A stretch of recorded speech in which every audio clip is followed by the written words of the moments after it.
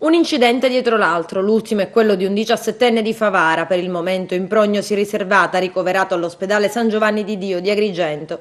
Il giovane era in sella ad uno scooter quando è stato investito da una motocicletta di grossa cilindrata in via Pietro Nenni, a pochi passi dalla rotatoria dell'Itri a Favara. Il motociclista non si è neanche fermato per prestare necessari soccorsi e si è di fatto dileguato. A lanciare l'allarme sono stati alcuni coetanei del 17enne, i ragazzi erano infatti tutti insieme. Sul posto un'ambulanza del 118 e i carabinieri della locale tenenza che stanno naturalmente cercando la motocicletta di grossa cilindrata. Favara prega per il giovane. E sarà lutto cittadino domani a Palma di Montechiaro per i funerali di Michele Sanfilippo, il parapendista di 40 anni morto a seguito di un terribile incidente. Palma di Montechiaro si fermerà per rendergli omaggio e commemorarlo, lo ha deciso il sindaco Stefano Castellino. La salma dell'imprenditore padre di 2 bambini piccoli è stata dissequestrata ieri.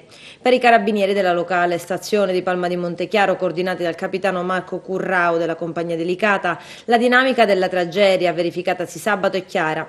C'era vento, forte vento di maestrale, l'imprenditore quarantenne, da anni amante e praticante dello sport del parapendio, avrebbe perso il controllo del paracadute ed è dunque precipitato.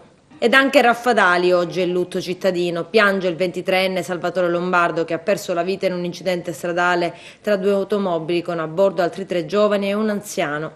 E Canicattì sempre oggi scende in piazza con una fiaccolata in ricordo di Marco Vinci, il 22enne assassinato a coltellate per aver difeso un'amica.